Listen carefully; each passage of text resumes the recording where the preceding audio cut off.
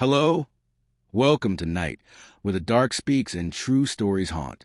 This channel brings you real horror experiences, urban legends, and chilling encounters that people have truly lived through.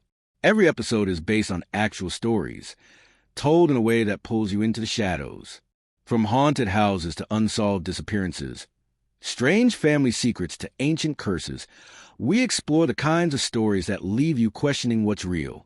Perfect for late-night listening or a lonely commute home. Subscribe and let the night in. If everyone can leave a comment to let me know where you are listening from in the world.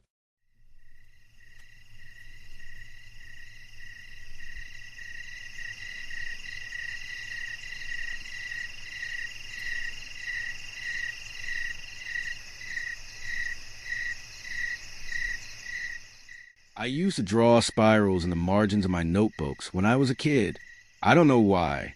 They made me feel calm, like if I just kept the line turning, nothing bad could happen. Sometimes I'd go through an entire page without lifting my pen, just loops on loops, tight, precise, perfect. I remember once, in 5th grade, I filled the back of a math worksheet with a spiral. So densely the paper started to tear. My teacher called it obsessive. My mom said it was just a phase. But even then, I think I knew it was something else. I never drew anything else. Just spirals. I didn't have many friends. I didn't sleep much. I was always tired, always drawing. It was like I was trying to hold on to something that kept slipping through my fingers.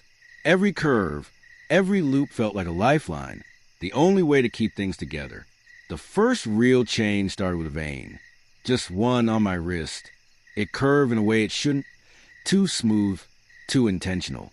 Not a branch, not a loop, a perfect spiral.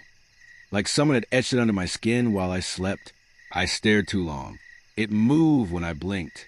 Not pulse tightened, like it was bracing. My pulse beat harder against it, like it wanted to escape.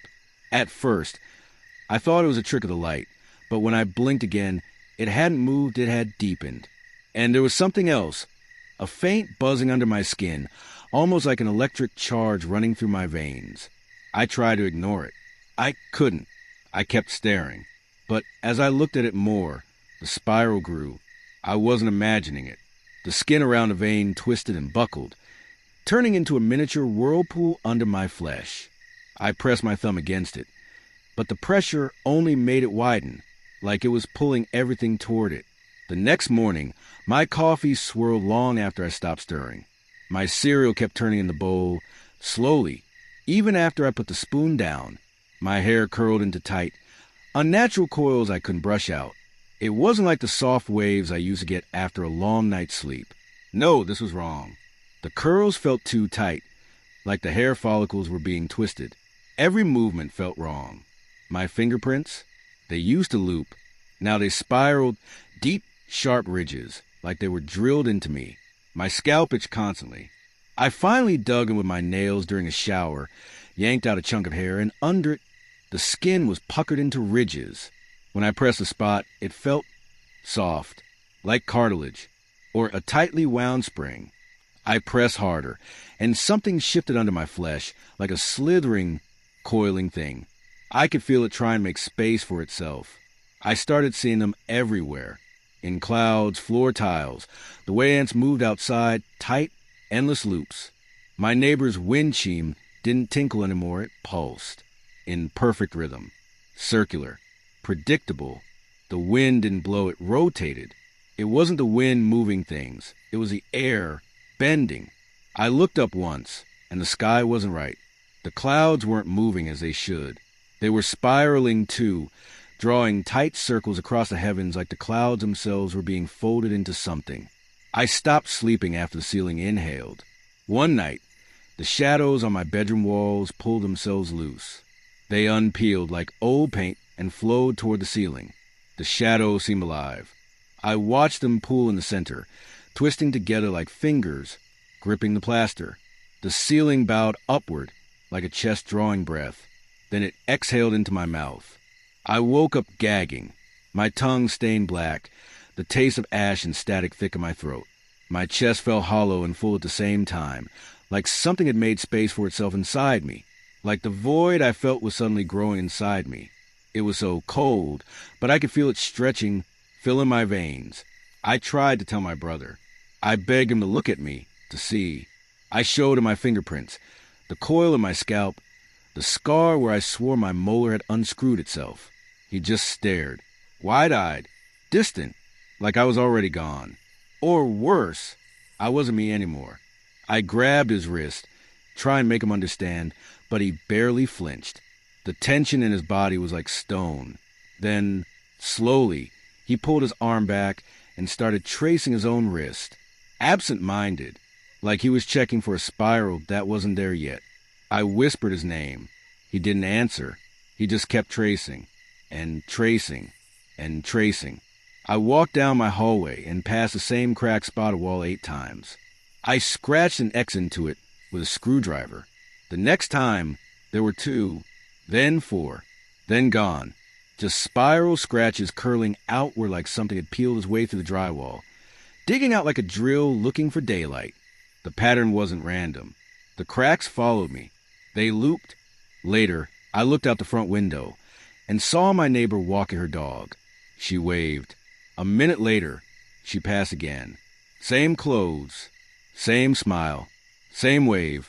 Then again, but this time she didn't blink, and the dog's leash curled around her wrist like a vine.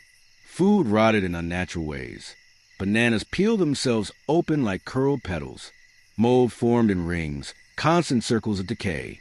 The fridge motor hummed in 3s, then 6s, then 9s. I heard the hum in my teeth. I felt it in my chest, like my heart was beating in sync with it. The walls weren't just cracked, they were warped, twisting, distorting, like the structure of my house was slowly folding into something else. I recorded myself sleeping, just to prove it wasn't me, just to prove I wasn't the one doing this. The footage showed me sitting up around 4 a.m., staring at the camera with a slack face and black, spiral-shaped pupils. I didn't blink. I just started tearing paper, books, envelopes, toilet tissue, and twisting the strips into coils. Then I swallowed them, one by one, with a smile. The camera didn't capture the sound, but I heard it, the crinkling, the way the paper seemed to melt when I consumed it, like I was absorbing it, becoming part of it. I tried writing down who I am, what I am, my name, my birthday, my memories. But every time I picked up a pen, I just spiraled the ink, over and over, like my hand knew something my brain forgot. My name is always curled into nonsense, words looping into unreadable glyphs. It looked ancient, like a language that had existed long before me, and would outlive whatever I was becoming. Sometimes, I wasn't sure if I was the one writing at all. My reflection doesn't show me anymore. It shows a window. And through that window, I'm standing still, eyes wide, while everything behind me curls inward like a closing fist. It's been like that for days. Maybe longer. I don't know if time spirals too, but I haven't seen a straight second in a while. I waved at a mirror once, just to check. The reflection didn't move. I watched it, then it smiled.